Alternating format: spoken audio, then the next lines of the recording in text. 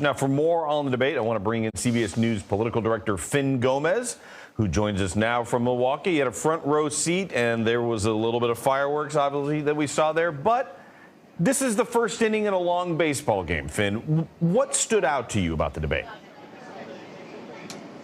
Yeah, it was the first inning, and what you saw was that a lot of these candidates were swinging away, mainly at each other. One of the biggest takeaways here is the fact that the front runner, Donald Trump, was not in attendance, as Bob mentioned in his piece.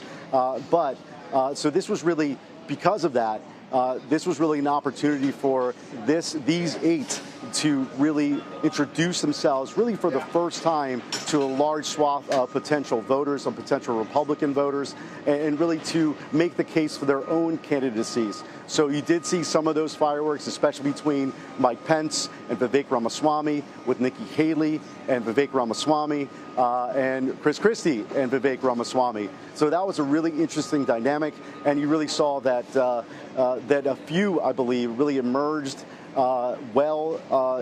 the aftermath of this debate and made the case for their candidacies. I did speak to some Republican voters and some independent voters from the early voting states who really said they were all, there was a lot of them paying attention last night and really for the first time. So I think for that reason alone, it was a good opportunity for this field to present themselves.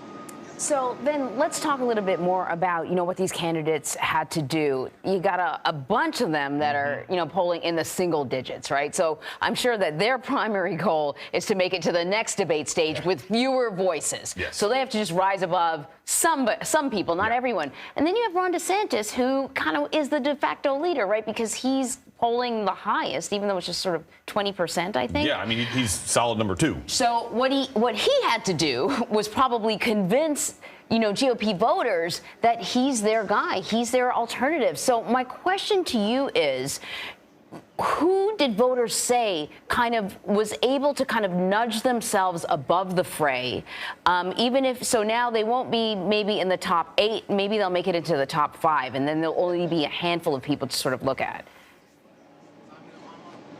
2 things, Anne-Marie, that's a great question, but 2 things. One is that the debate criteria for next month will be a little bit higher. The threshold will be higher. Instead of 40,000 unique voters, it's going to be 50,000 unique voters. Polling's going to be like a 3%. That's something that Ronna McDaniel said, the chairwoman for the RNC. But also, you're referring to the candidates last night, and if they made that, case for themselves and their candidacies, I think several of them had some really they had some big breakthrough moments. I think especially Vivek Ramaswamy, the former biotech entrepreneur who's worth hundreds of millions of dollars, but is a political neophyte. And I think that's what was interesting, was this political neophyte was really the target for so many of his competitors, especially from former Vice President Mike Pence, who really went after Ramaswamy last night.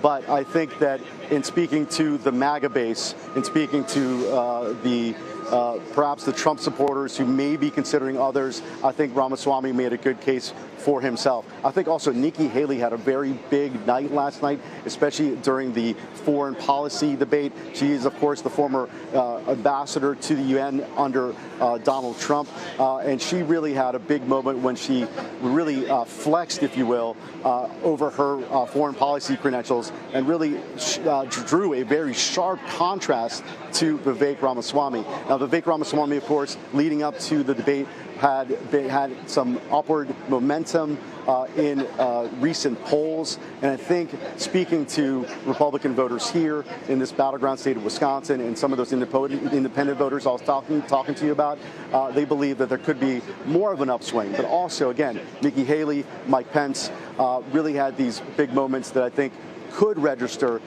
in the polling that we'll see after this debate. I think for Ron DeSantis, I think he did enough to maybe stave off some of those donors that had been defecting, but he didn't really, in speaking to these voters, didn't really do enough, if you will, to have some of these breakout moments.